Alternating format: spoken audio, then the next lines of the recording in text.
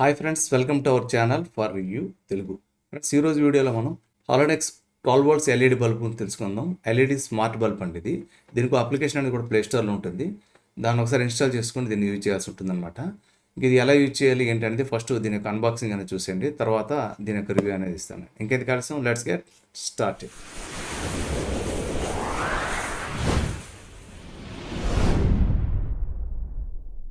Okay friends, ఇది నేను Amazon నుంచి తెప్పించిన స్మార్ట్ బల్బ్ అండి. దీన్ని ఒకసారి ఓపెన్ చేద్దాం. ఈ సేల్స్లో నేను పర్చేజ్ చేస్తాను. 450 రూపీస్కి అనేది ఇది నాకు రావడం జరిగింది. 450 రూపీస్లో 12 వాట్స్ బల్బు, అది కూడా స్మార్ట్ బల్బ్ రావడం అనేది బెస్ట్ ప్రైస్ అని చెప్తాను, value for money. Okay friends, చూడొచ్చు ఇక్కడ బ్రాండ్ నేమ్ అనేది హలోనిక్స్ అని. హలోనిక్సా ఏంటో ప్రొనౌన్సియేషన్ ఎగ్జాక్ట్ అనేది నాకు ఐడియా లేదు. నెక్స్ట్ ఇక్కడ చూస్తే ప్రైమ్ అని ఉంది, మనకు 12 వాట్స్ ఎల్ఈడి అనేది ఉంది. డిఫరెంట్ బ్రాండ్స్ అనేవి ఉంటాయండి ఇందులో.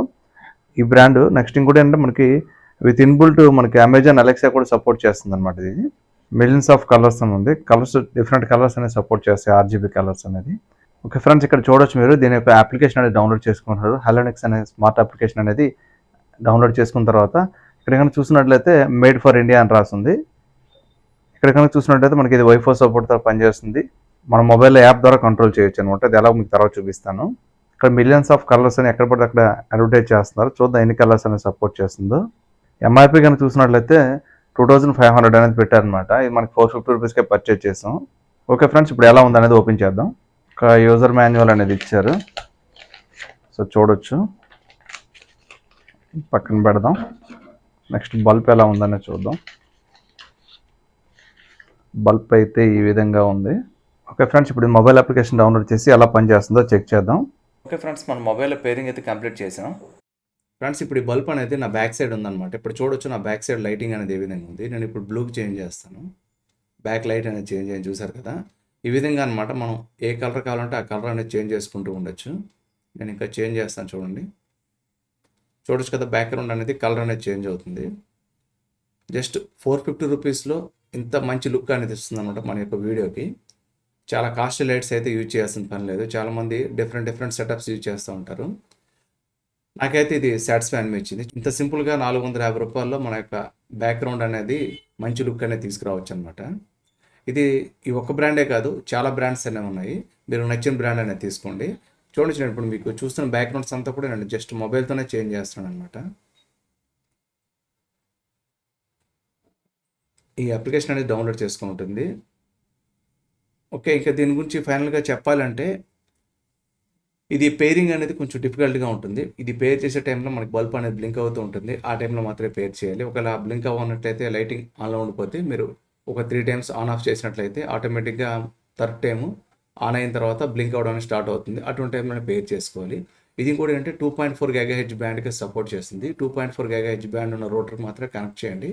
కనెక్ట్ చేసిన తర్వాత ఫస్ట్ మొబైల్ కనెక్ట్ చేయండి. మొబైల్ కనెక్ట్ చేసిన తర్వాత అప్లికేషన్ ఓపెన్ చేయండి. అప్లికేషన్ ఓపెన్ చేసి రిజిస్టర్ చేసుకోండి. లాగిన్ అయిన తర్వాత మీరు ప్లస్ సింబల్ టచ్ చేసి పేర్ చేయాల్సి ఉంటుంది. పేర్ చేసే టైంలో బల్బ్ అనేది బ్లింక్ అవుతూ ఉండాలి. మీరు ఒకసారి యూజర్ మాన్యువల్ చదివితే మీకే అర్థమవుతుంది. చాలా సింపుల్గా మీరు కనెక్ట్ చేసుకుంటారనమాట. అయితే ఇందులో ఒక్కొక్కసారి ఏంటంటే ఒకసారి కనెక్ట్ చేసి వదిలేసిన తర్వాత మనకి రోటర్కి అయితే అది సింక్ అయి ఉంటుంది, కానీ ఆన్ చేసేటప్పుడు ఒక్కొక్కసారి రీసెట్ అనేది అయిపోతుంది అనమాట. ఇది జనరల్గా ఎవరైతే యూజ్ చేస్తారో వాళ్ళు ఏంటంటే పర్మనెంట్గా లైట్ అనేది ఆన్లో ఉంచేసుకోవాలి. ఇందులో మనకి టైం షెడ్యూల్ ఉంది. ఆ టైం ప్రకారం షెడ్యూల్ ప్రకారం ఆన్ చేసుకోవచ్చు కూడా, మనం స్విచ్ చేయాల్సిన పని కూడా లేదు.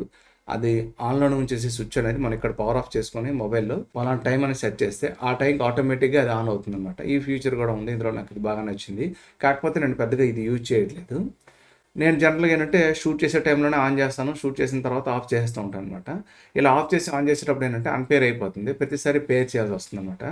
నాకు ఫస్ట్ 1 or 2 టైమ్స్ పేరింగ్ కొంచెం ఒక 2-3 మినిట్స్ 5 మినిట్స్ దాకా పట్టింది, కానీ ఇప్పుడు ఏం లేదు. జస్ట్ 30 సెకండ్స్లోనే నేను ఆన్ చేస్తాను, పేర్ చేస్తాను. చాలా సింపుల్గా పేర్ అనేది అయిపోతుంది.